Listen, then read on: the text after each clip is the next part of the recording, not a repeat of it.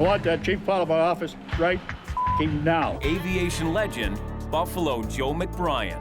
If it doesn't He's stop, one tough boss to please. I would not want to be one to piss Joe off. get the out of here right now. It's his way or the highway. Let's cancel the whole thing. No, I'm not hard to work with. I'm hard to work for if you want to put it that way. Goodbyes and paperwork are all that's left of Gord's last day. Hay back, yeah. So that was your last trip? That was the last trip to Hay, yeah.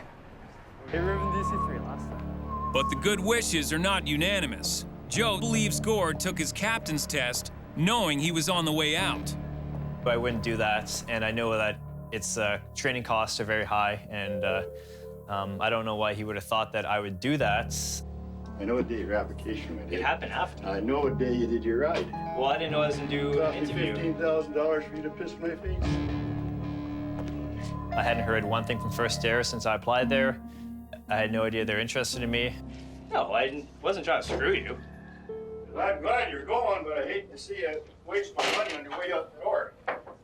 Sort of the unwritten rule in the industry is you don't take an upgrade if you know you're leaving. Why do you spend my money? I didn't have an interview then. I didn't know I got the job. Hey, you're bad enough. Don't lie to me anymore. I'm not. You're in general aviation for taking a PPC without following through on it because nobody likes that. I could use that money. I could have had Chris a PPC. I could have got Trevor a PPC. I could have got 3 or 4 guys a PPC. Yeah, well, you're misinformed, Joe. No, I'm not. Nobody listens to you anyways. Hey, listen. You roll your eyes at me once more. It's not the first time Joe screamed in my face, and thank God it's the last. Get the out of here right now. Get the out of here right now. Okay. Okay? Okay? You take your attitude with you. Yeah, well, good. He shouldn't have did what he did. But he did what he did because he's young and inexperienced. And I put him in a position to do what he did. As Gord heads to the plane to grab his gear, he's still reeling. He's a nice guy, eh? He's psychotic. That's history.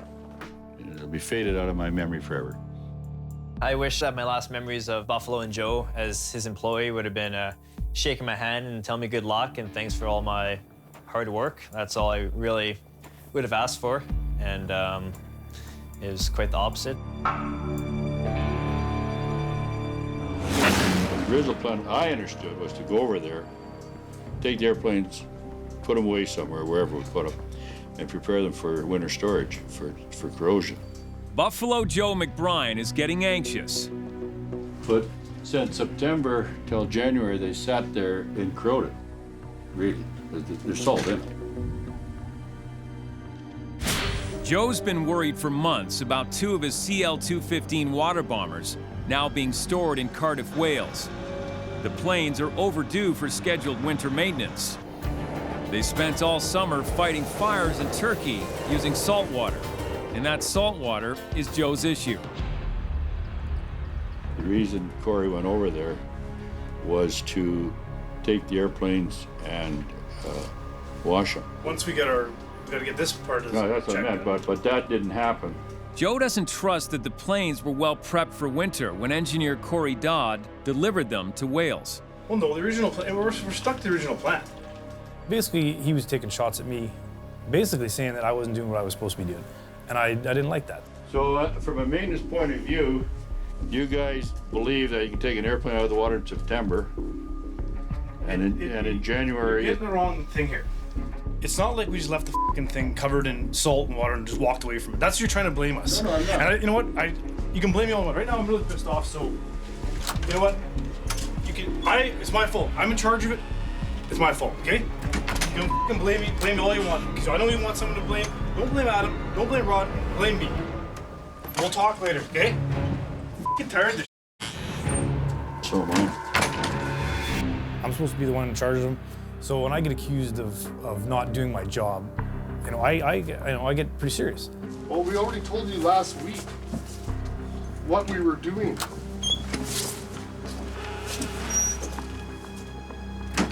Like, I have nothing else to do to argue week after week over this. As far as I'm concerned, Roddy, put the skids under that guy.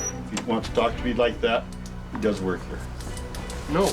I'll tell him right now then. Well, then I'm gonna have to go too, because I can't do that job too. Corey got frustrated, said what he wanted to say, and stormed off, and Joe went storming after him. And then I went storming after him, just like a bunch of freaking chickens in a chicken fight. Look, if you spend another day in this f***ing drama show, I have to go too, because I can't do this f***ing job. No, we don't have to go. You know what? We don't have to go, right? You want to shut that camera off? He shouldn't be interfering sometimes, because things are taken care of and it's all organized, and he tries to micromanage. You guys don't have to. I'm going to stay out of the hangar. You know, Transport Canada's coming in the hangar, coming into our offices, coming into our lives to audit our paperwork. So even though you can do a perfect flight, if you don't cross your T's, sometimes you get your hand slapped. Yeah, I'll talk to him about it this morning. It's just the company right now is under, I guess you could say, under fire because Transport Canada's in right now. They've been here since Monday, so. You're just going alphabetically? The inspectors have already leaked to Chief Pilot Justin Simley. They've found problems in pilot training records. Sounds like we're gonna get some bad news from transport, so, but rarely do they ever give you good news, so. My father was really worried. Okay, this is gonna be a battle, because he knows better. He's this 41 years now dealing with Transport Canada, and he's got 41 major audits that he had to fight through. This time, they're targeting 6 pilots, saying their paperwork is a major problem. Yeah, well, the training files were okay last year. Now the new guy said they're not good enough, so he's going to invalidate them. So then he told those guys that he's issuing a cease and desist in the morning. That affects 6 pilots, and I'm included. They actually went back in time 6 months and said everything you did in the last 6 months is invalid. And if their training is declared invalid, the pilots can't fly. So what airplane get booked tomorrow? Everything. Everything may be grounded.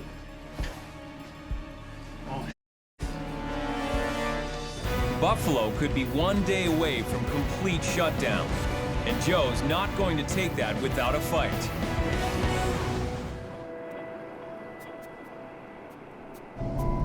It's a dark morning on the Buffalo Airways ramp, and it could be a very dark day for Buffalo Airways.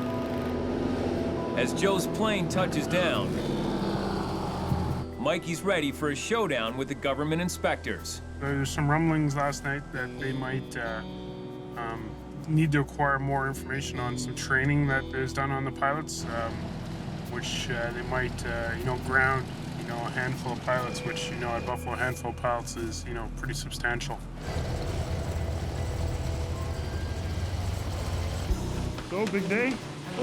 Huh? Big day? Like what? I don't know. I haven't been answering the phone or nothing. Right. Gearing up for battle, Joe gets an update from Chief Pilot Justin Simley. The inspectors on this audit team, they seem to like to make their accusations this time around, so. Why would they target me? Ultimately, what happened was they found discrepancies in the training files that were up to a definition of a word. And the word was basically training on revenue flights.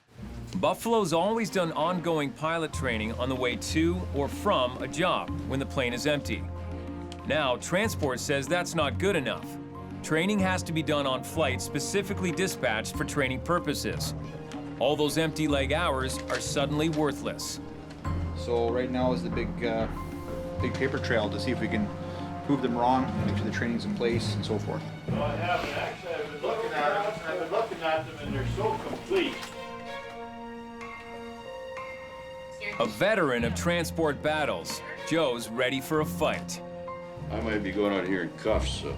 Oh. As the inspector arrives with his findings. We gave you out the full run of the books. The guy ahead of you last year, the year before, judged it different. He said this is acceptable. You come along and say it's not acceptable. The guy next year may say it's acceptable. So where are our guidelines? Line training on a non-revenue flight empty is acceptable and has been acceptable to Transport Canada. This clown comes in and wants to be the cop. And then you say, well, this doesn't count. And if he grounds their core pilots, Buffalo is crippled. My training was good. My record stands, my training is good. You see my pilots upside down off the runway? No, my training is good. Why can you challenge it? I have no idea why somebody would be so unreasonable. No, we're virtually shut down. There's six pilots being grounded. We're a very small company, and we have 13 pilots total in the shutdown. I don't think any of these crews are C-46. Schroeder C-46, DeCosta C-46, you don't even know what a guys fly. That's exactly what we have to do. Go out and do clear weather circuits. Yes. Okay, why, after 15 years of doing it the other way, you can change it?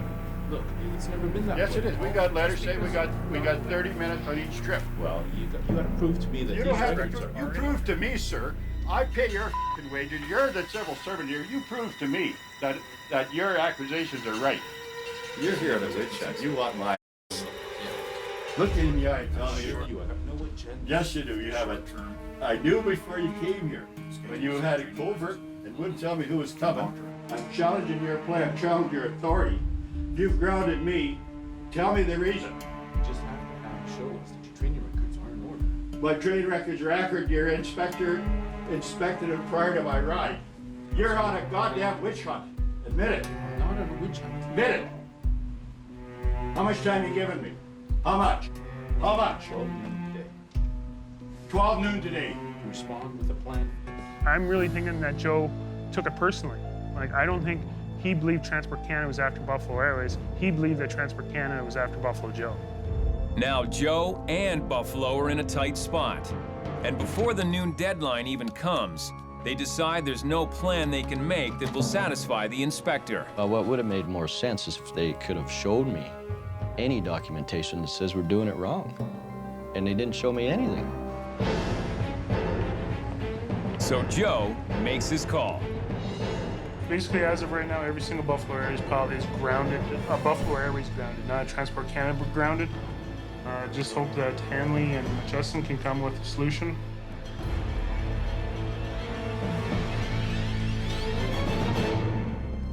And Transport still has one final parting shot, aimed right at Joe.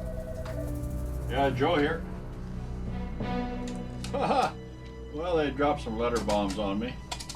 When they pull up my license and they say this isn't validated, well, I have a bit of a problem with that because if I go through a check stop tonight and I throw my driver's license out to the Mountie, he's not going to ask me to validate it. On a completely separate issue from the training, the inspectors now say Joe's license hasn't been properly validated by their own people. And this guy says, I'm going to challenge his signature on your license. Well, why would he do that? I mean, that's, you know, why would he challenge his own inspector's judgment of signing my license? You know, I mean, are we at a witch hunt or what? You know, it's hard to put that behind you and say that, you know, if we're of average intelligence around here and we work hard at being average intelligence, how do you answer something like that?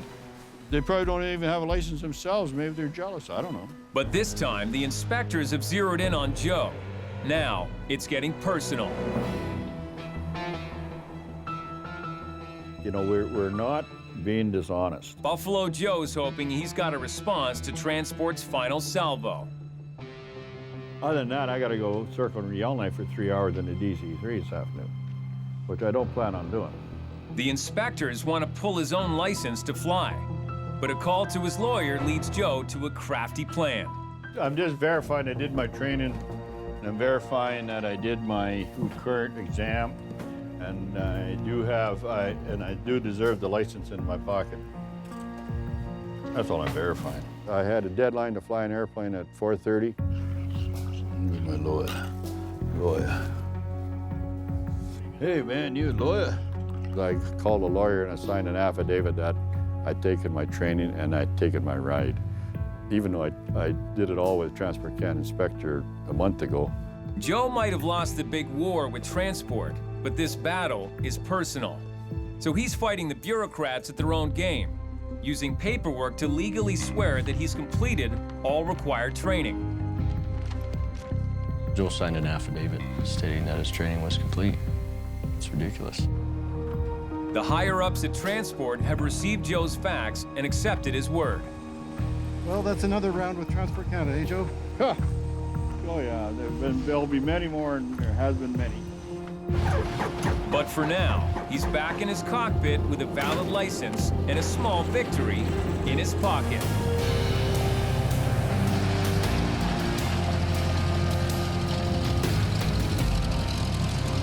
Things are a little crazy these days for Buffalo Joe McBryan as he struggles to keep his airline competitive. He's being forced to sell off some of the vintage planes he loves. He has an interested buyer for a PBY Canso, an old plane that hasn't been used for years. And he needs 2 mechanics to go to Hay River right away to get the Canso ready for inspection.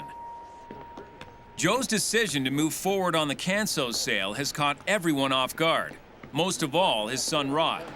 I want 2 people for Hay River for the cancel. There's a 4th for a start. I wanted 2 and 2. Forget that. I've been talking about this cancel for over 10 days. I haven't even heard about it till this morning. Let's just stop and I'm going to reconsider this whole thing. All right? I asked you this morning.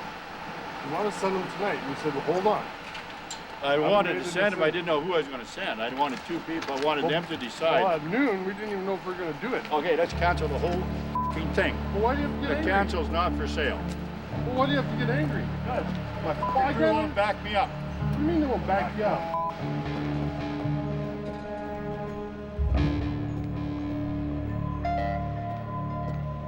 When Joe makes up his mind, regardless of what it is, if he's selling something or buying something or changing anything, when he decides that's what he wants action, he wants results right now at this moment.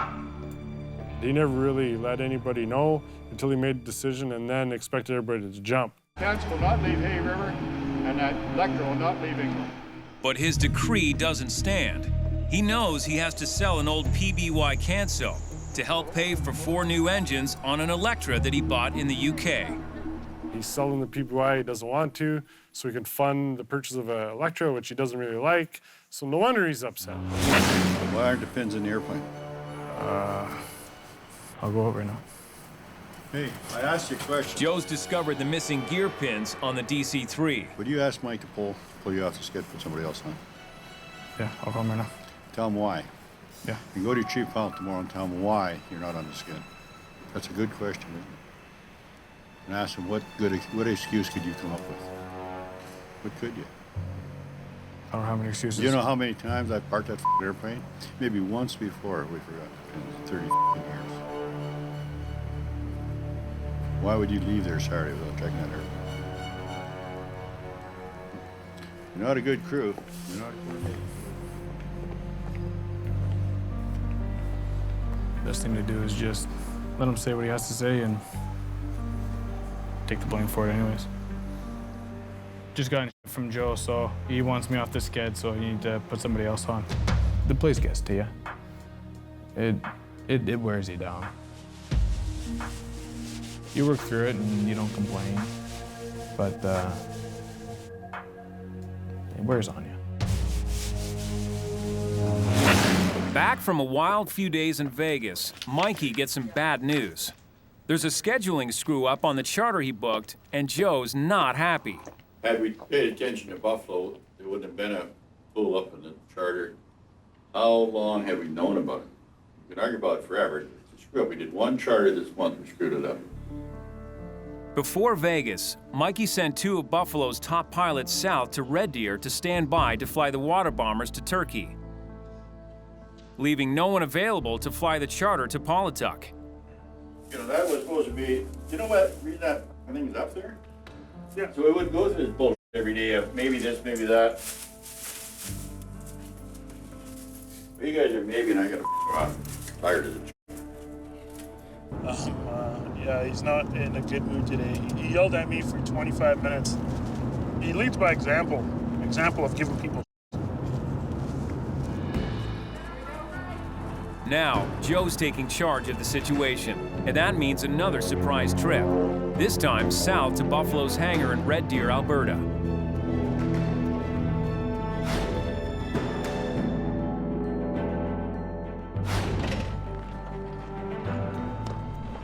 Okay, Matt. You can pull him out. It's here that Buffalo pilots Arnie Schrader and Justin Simley are waiting to depart for Turkey on the CL-215 water bombers.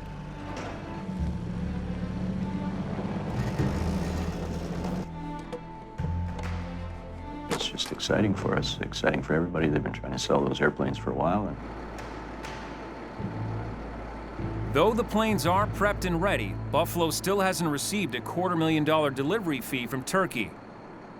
So Joe's decreed that no one is going anywhere. And he's furious that Mikey sent Arnie and Justin to Red Deer to stand by when a pilot is needed now for the charter. Do I need two? No. I think I stood right outside there on my cell phone. My phone said, "Dig, damn shirt, I'm covered." Before those two guys come out. You know, here we are in Red Deer. There's somebody screwed up somewhere along the line. We talked to Mike, and you know, I thought it was arranged. They had enough coverage. Thought doesn't mean. Enough discussion.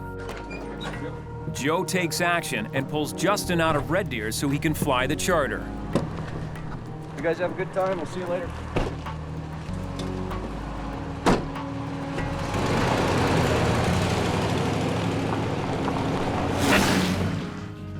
Well, see, right now they're saying Luby's not certified.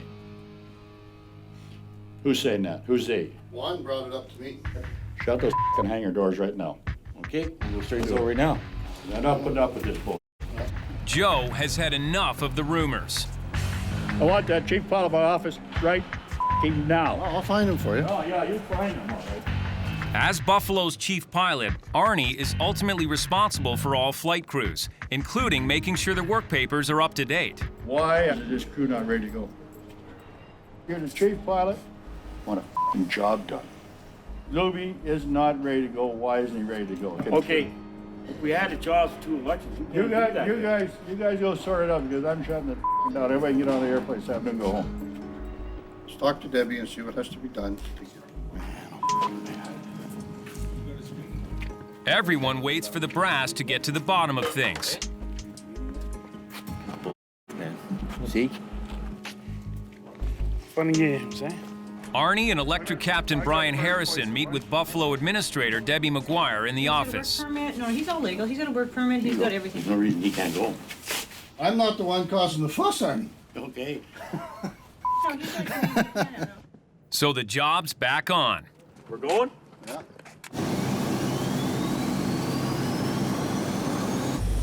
Luby's on the plane, while Juan's left on the tarmac.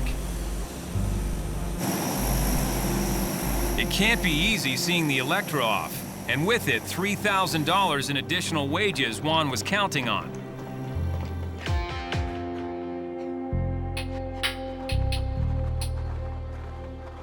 The Electra crew is heading back to Buffalo for an engine replacement.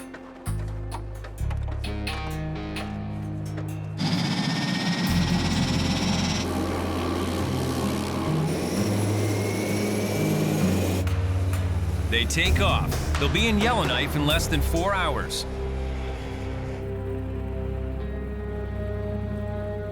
This detour is a setback for Joe, one that could trim as much as $50,000 off the profit margin. The old man, once he knew the plane was coming home, he wasn't in the best of moods, of course.